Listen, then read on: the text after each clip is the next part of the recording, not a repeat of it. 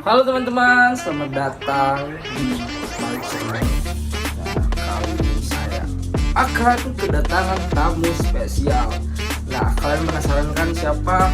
Nah, selanjutnya ini kita akan sambut teman spesial saya. Penasaran ya? Bohong.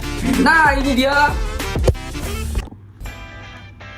Nah, ini dia tamu spesial kita hari ini. Halo semuanya. Kalian nggak tahu siapa kan? Ada pepatah yang mengatakan tak kenal maka tak sayang.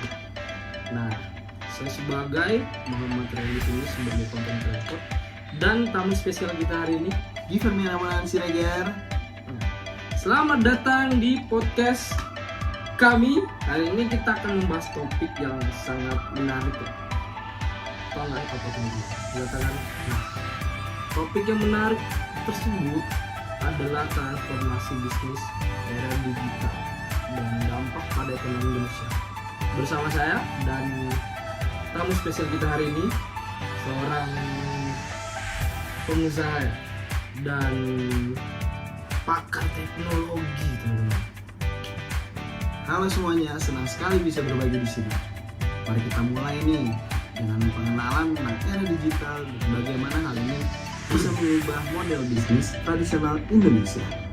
Nah, tentu era digital ini telah membawa perubahan besar ya dalam cara kita berbisnis. Dulu bisnis lebih fokus kepada transaksi fisik dan interaksi secara langsung ya. Tetapi sekarang digitalisasi memungkinkan kita untuk beroperasi secara online dan global ya. Gimana? Benar sekali yang kata Bro Rehan bilang. Banyak bisnis lokal yang telah berhasil bertransformasi secara digital. Ada contohnya Gojek, Tokopedia yang kini menjadi pemain besar di pasar digital Indonesia. Kalian penasaran kan pembahasan selanjutnya apa? Kita langsung saja masuk ke segmen selanjutnya.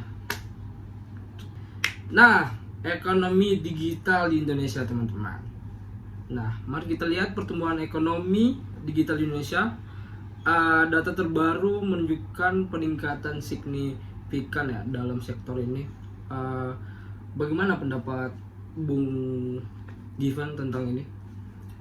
Pertumbuhan ini memang luar biasa. Sektor-sektor seperti e-commerce, fintech, edutech, dan healthtech mengalami perkembangan pesat. Namun ada juga tantangan yang harus dihadapi, terutama bagi UKM yang ingin mengadopsi teknologi digital.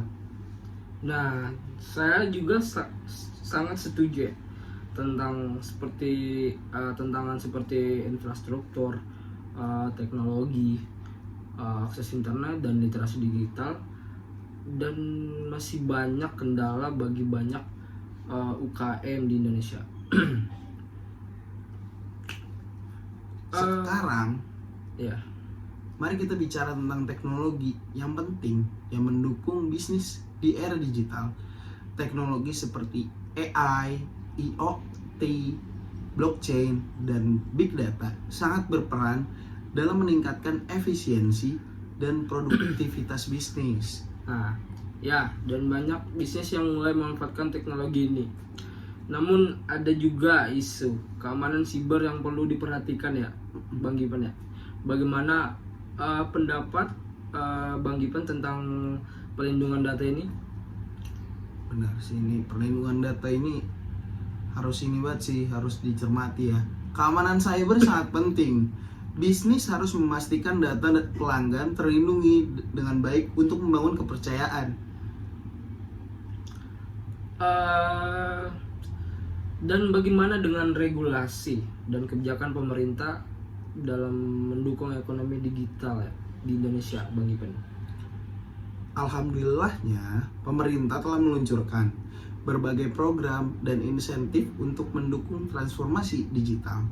Namun, juga regulasi ini harus fleksibel untuk mengakomodasi inovasi tanpa menghambat pertumbuhan bisnis digital. Sangat setuju ya, teman-teman.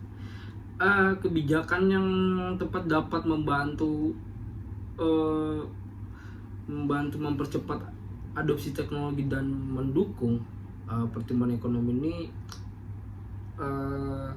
mungkin saya kurang tahu ya teman-teman. Saudara Gipen, apalagi dia seorang pengusaha, pasti dia pernah mengalami hal tersebut. Gimana Bang Gipen?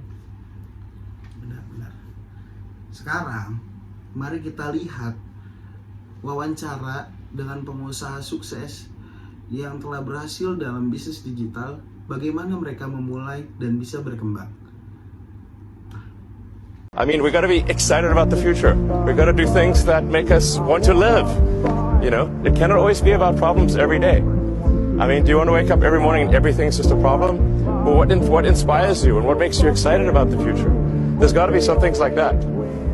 Ya, itu tadi salah satu orang sukses di era digital zaman sekarang ya teman. Betul. Nah, bagi para pendengar yang ingin memulai atau mengembangkan bisnis di digital, kami punya beberapa tips nih yang sangat efektif pastinya, seperti memanfaatkan platform digital dan media sosial sebagai pemasaran, serta membangun budaya inovasi dalam perusahaan. Jangan lupa juga untuk terus belajar dan mengikuti perkembangan teknologi terbaru teman-teman. Betul, kalian itu harus update. Jangan kudet, kurang update. Betul sekali. Akhirnya, mari kita bicara tentang masa depan bisnis era digital, prediksi dan tren apa yang kita lihat ke depannya. Digitalisasi akan terus berkembang teman-teman, dan Indonesia memiliki potensi besar untuk bersaing di pasar global ya. Pendidikan dan pelatihan akan sangat penting dalam mempersiapkan tenaga kerja untuk masa depan. Setuju. Mari kita optimis bahwa Indonesia bisa menjadi pemimpin dalam ekonomi digital.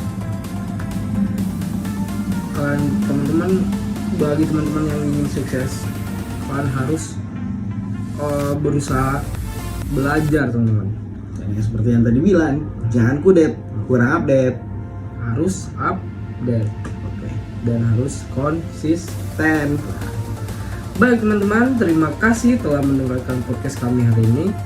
Semoga podcast hari ini kami bermanfaat, bisa membantu kawan-kawan untuk mencapai kesuksesan. Amin. Dan saya sebagai Muhammad Ryan di sini sebagai content creator, Dan saya Ramadan Siregar sebagai pengusaha di digital. sampai jumpa di episode berikutnya. Bye bye, peace out. Sampai jumpa teman-teman.